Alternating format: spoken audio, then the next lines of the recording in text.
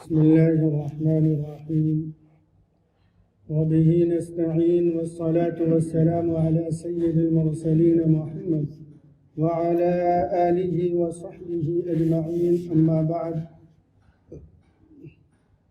أعوذ بالله من الشيطان الرجيم بسم الله الرحمن الرحيم ألم يأن للذين آمنوا أن تخشع قلوبهم لذكر الله وما نزل من الحق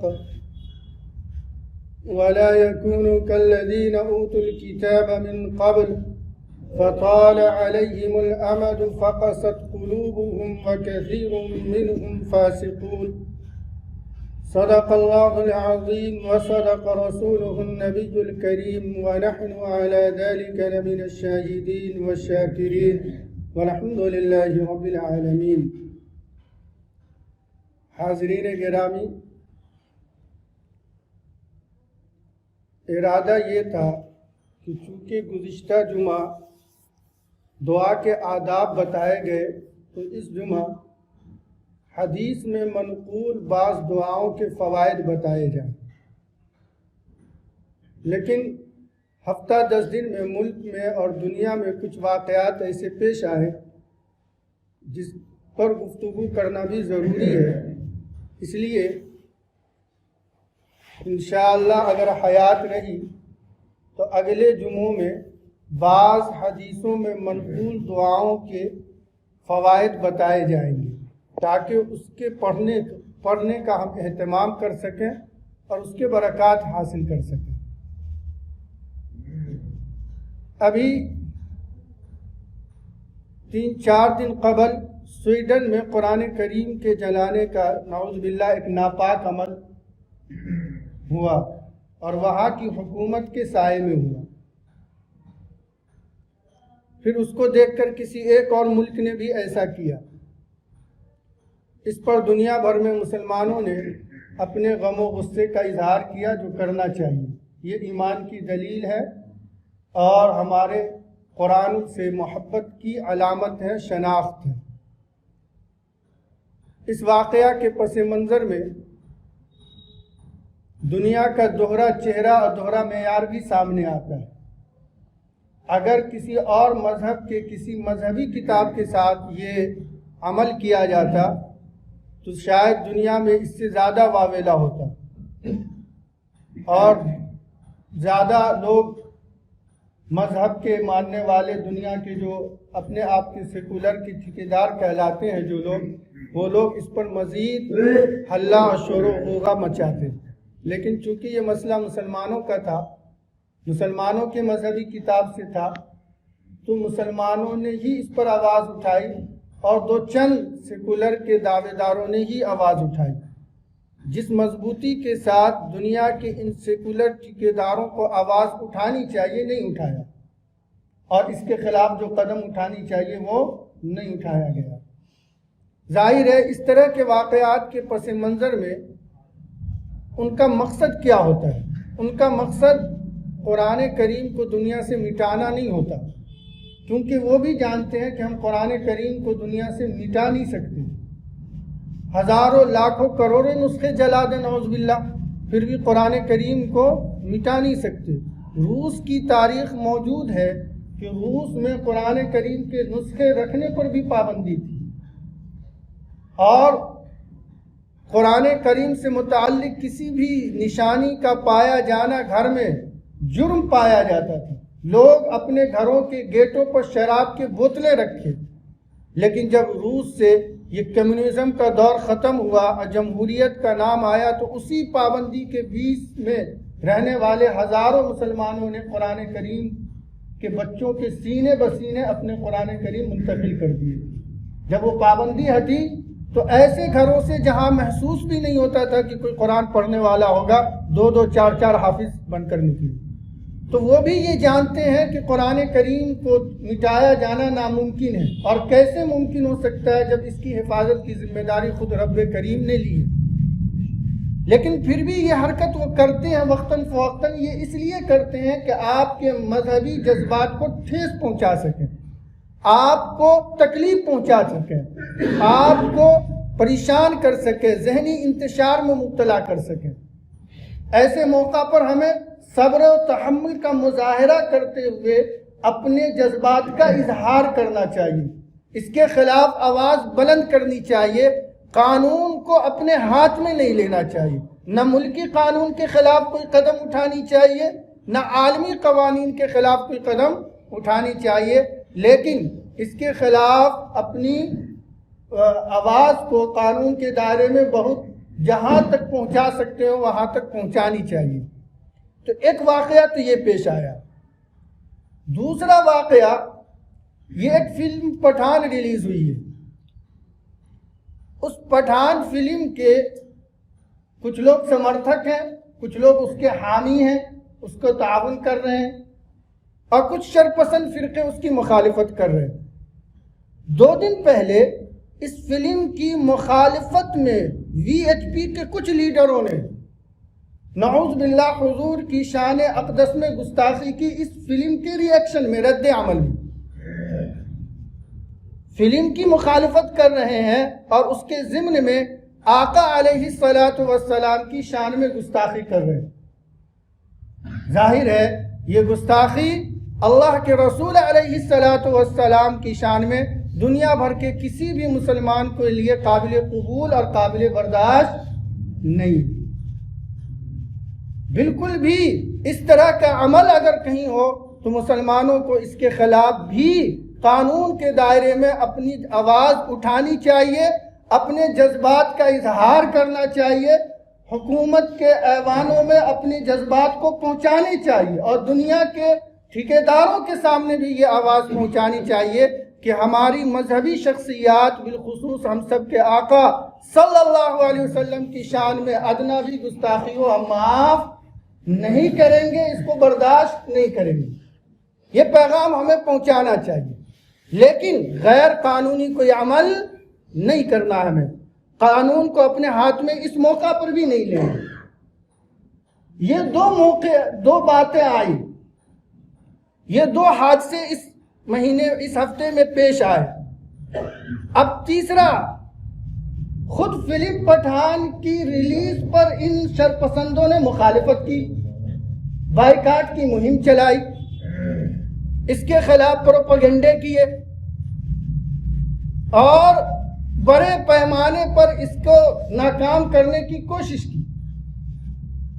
اب اس کے رد عمل میں ایک طبقہ وہ کھڑا ہوا جس نے کہا کہ نہیں، ہم اس کی مدد کرتے، حمایت کرتے، سپورٹ کرتے۔ یہ 2 طبقے آئے۔ اس میں ہمارے لیے عبرت کا سامان کیا ہے؟ ہمارے لیے عبرت اور افسوس کا مقام یہ ہے کہ اس حمایت کرنے والوں میں مسلم نوجوانوں کا ایک بڑا طبقہ ہے۔ بہت سے نوجوانوں کے ہم نے سوشل سائٹ پر، مسلمانوں کی بات میں کر رہا ہوں، اور صرف نوجوان نہیں، اچھے پڑھے لکھے لوگوں کی بات کر رہا ہوں، انہوں نے یہ کہا کہ اب تک تو ہم نے فلم نہیں دیکھا لیکن اب دیکھیں گے۔ کیوں؟ ایک خاص فرقے نے اس کی مخالفت کی، اس کو مسلمان سے جوڑ دیا، مسلمان نے سمجھا کہ یہ اب اسلام کا مسئلہ ہو گیا، اب یہ دین کا مسئلہ ہو گیا، اب یہ شریعت کا مسئلہ ہو گیا، لہذا اب ہم اس کو دیکھیں گے اور اس کا سپورٹ کریں گے۔ اور ایسے لوگ جو کبھی نہیں دیکھے، انہوں نے کہا اب جا کر دیکھیں گے اور ہال میں جا کر دیکھیں گے۔ اس کا نتیجہ یہ ہوا کہ جو ٹکٹ 100-200 کے تھے 2500 میں بک رہے ہیں۔ اب یہاں پر ایک مسلمان کا رد عمل فلم کے تعلق سے کتنا شدید ہوا، اور اس کو اسلام سے جوڑ دیا، مسلمانوں کی عزت سے مسئلہ سے جوڑ دیا، حالانکہ دور دور تک اس کا اسلام سے کوئی لینا دینا نہیں، نہ فلم بنانے والوں کا، نہ اس میں کام کرنے والے ایکٹر یا ایکٹریس کا اسلام سے کوئی لینا دینا ہے۔ نام رکھ لینے سے کوئی مسلمان نہیں ہوتا، اور بالفرض مان بھی لیجئے کہ اگر پکا دیندار مسلمان ہے، نمازی ہے، شریعت کا حامی ہے، اور وہ بھی فلم بنائے تو اس کی حمایت شریعت نہیں کرے گی، اور وہ تو مسلمان ہے بھی نہیں۔ نام رکھ لینے سے کون مسلمان ہو جاتا ہے؟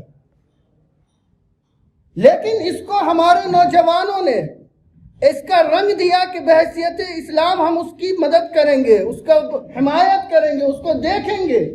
نعوذ باللہ، لیکن اسی پس منظر میں جو پیچھے دو واقعے پیش آئے، نعوذ باللہ حضور کی شان میں گستاخی ہوئی، قرآن کریم کی شان میں گستاخی کی گئی، اسے جلایا گیا، لیکن پوری دنیا سے ایک بھی مسلم یا کسی نوجوان نے یہ نہیں کہا کہ نعوذ باللہ قرآن کو جلایا گیا ہے تو اب ہم اس کو ضرور پڑھیں گے، یا حضور کی شان میں گستاخی کی گئی ہے تو انشاءاللہ اب ہر سنت پر ضرور عمل کریں گے۔ ایک بھی پوسٹ کسی کا نہیں تھا۔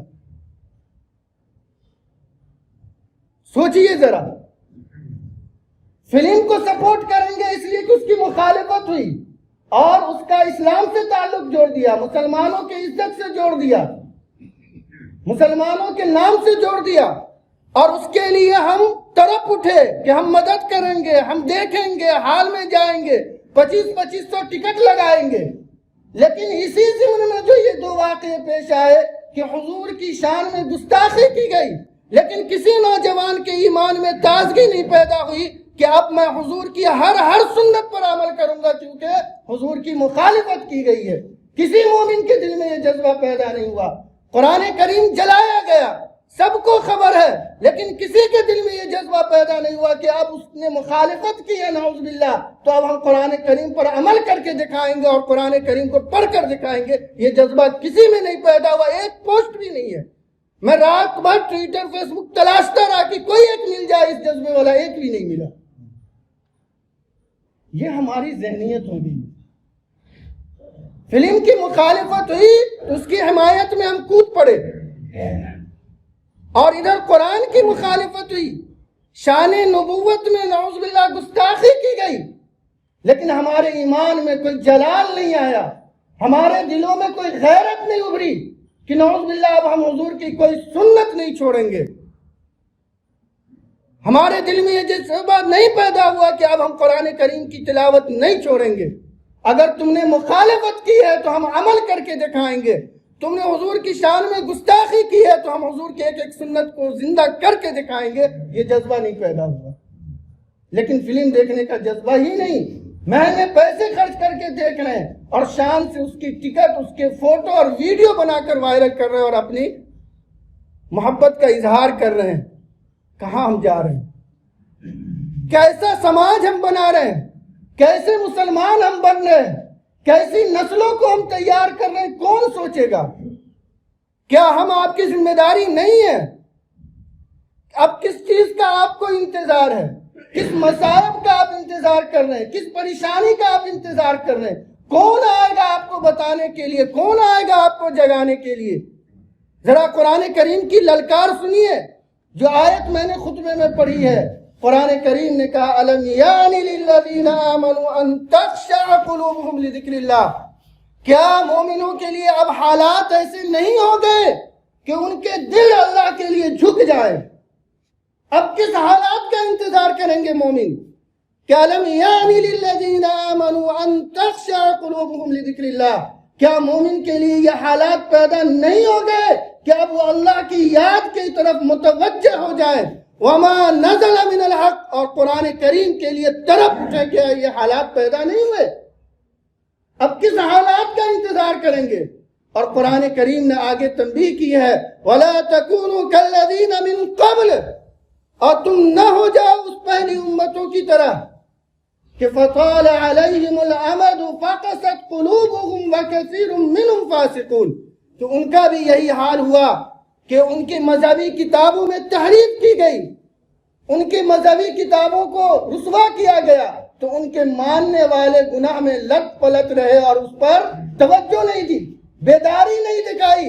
فَطَالَ عَلَيْهِمُ الْأَمَدُ، اس پر گناہوں میں پڑے ہوئے ایک دراز مدت گزر گئی، بے حسی کی ایک لمبا زمانہ گزر گیا، پھر ایک دن آیا کہ ان کے اندر سے گناہ اور اچھے کی حس بھی ختم ہو گئی۔ فَقَسَتْ قُلُوبُهُمْ، ان کے دل سخت ہو گئے، کفر میں مبتلا ہو گئے، وَكَثِيرٌ مِّنْهُمْ فَاسِقُونَ، اور ان میں سے اکثر گناہگار اور کافر ہو کر مر گئے۔ پچھلی امتوں پر جو کفر آیا اسی راستے آیا کہ ان کے گناہ میں ملوث رہتے ہوئے کوئی بیداری پیدا نہیں ہوئی، اس گناہ میں پڑے رہے، بے حسی کا زمانہ اس پر دراز ہوتا چلا گیا تاکہ بے حسی بالکل ختم ہو گئی، ان کے دل سخت ہو گئے، اللہ کا ڈر ان کے دل سے نکل گیا، خوف نکل گیا، اللہ کے کلام کی حفاظت کی ذمہ داری نکل گئی، وَكَثِيرٌ مِّنْهُمْ فَاسِقُونَ، اور وہ کفر پر مرے۔ آج ہماری بھی یہ حالت ہے، فلم کے لیے ہم بے چین ہوتے، لیکن حضور کی شان کے لیے اور اس کی سنت کو زندہ کرنے کے لیے بے چین نہیں ہوئے، قرآن کریم کو پڑھنے کے لیے بے چین نہیں ہوئے۔ کسی نے نہیں کہا کہ آج تک میں نے کوئی سنت پر عمل نہیں کیا، اب ہر سنت پر عمل کروں گا۔ کسی نے یہ نہیں کہا کہ آج تک میں نے قرآن کریم نہیں پڑھی لیکن اب کبھی قرآن کریم کا پڑھنا نہیں چھوڑوں گا، کسی نے نہیں کہا۔ کیا حالات بن گئے، کیسے بن گئے؟ حضرت تھانوی رحمۃ اللہ علیہ نے اپنی کتاب میں ایک جوان کا قصہ لکھا ہے۔ گوالیار کا جو راجہ تھا انگریزوں کی حکومت سے پہلے، اس کی فوج میں مسلمان بھی تھے، غیر مسلم بھی تھے۔ تو جو پرانے مسلمان تھے وہ داڑھی رکھتے تھے، ایک نیا نوجوان اس کی فوج میں جڑا، وہ داڑھی نہیں رکھتا تھا، شیو کرتا تھا۔ تو جو پرانے فوج میں مسلمان داڑھی رکھتے تھے اس سے کہا کہ تم داڑھی نہیں رکھتے ہو، رکھ لو۔ اس نے کہا میری غلطی ہے، میں گناہ گار ہوں، واقعی داڑھی نہیں رکھتا ہوں، شرمندہ ہوں، بس اللہ معاف کر دے یا توفیق دے دے۔ یہ بات اس نے کہی، احساس جرم کیا۔ چند دن کے بعد راجہ نے یہ حکم لگا دیا کہ فوج کا ہر شخص داڑھی مڑا لے گا، کوئی اب داڑھی فوج میں نہیں رکھے گا۔ جو بڑے بڑے پرانے تھے سب نے شیو کرا لیے، اور جب اس نوجوان کی نگاہ پڑی تو پوچھا آپ نے داڑھی کیسے کٹوا لی، آپ نے شیو کیسے کروا لیا؟ تو اس نے کہا تمہیں نہیں معلوم، راجہ کا فرمان آ گیا کہ اب داڑھی نہیں رکھنی ہے، اس لیے ہم نے شیو کرا لیا۔ اس نوجوان نے کہا کہ خدا کی قسم اب تک میں داڑھی نہیں رکھتا تھا، گناہ گار تھا، لیکن جب اب اس کافر نے یہ اعلان کر دیا کہ داڑھی نہیں رکھی جائے گی تو اب میں داڑھی رکھوں گا چاہے ہماری نوکری جائے۔ چنانچہ اس کی نوکری چلی گئی، اس نے داڑھی رکھ لی اور پھر کبھی پلٹ کر داڑھی کو نہیں موڑا، نہ شیو کیا، نہ کبھی کلین شیو کیا۔ یہ جذبہ اس جوان میں پیدا اس لیے ہوا کہ اس کی نبی کی مخالفت کی گئی۔ ہم میں یہ جذبہ کیوں نہیں پیدا ہوتا کہ اگر ہماری نبی کی شان میں گستاخی کی جائے گی تو ہم ایک ایک سنت پر عمل کر کے زندہ کر دیں گے حضور کی شان کو؟ اور کب پیدا ہوگی؟ کیا قیامت آ جائے گی تب؟ زلزلہ آ جائے تب؟ آسمان پھٹ پڑے تب؟ مکان ہم پر گر جائے تب؟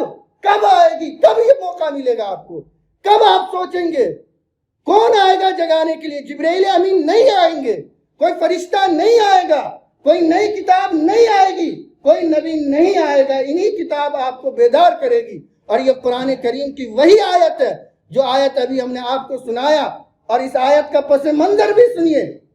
جب مدینہ میں صحابہ کو کچھ فراوانی حاصل ہو گئی تھی، کچھ راحت حاصل ہو گئی تھی، کچھ آرام و راحت، فقر و تنگی سے چھٹکارا مل گیا تھا، کچھ صحابہ میں نیکی کے کاموں کے تعلق سے کچھ سستی پیدا ہو گئی۔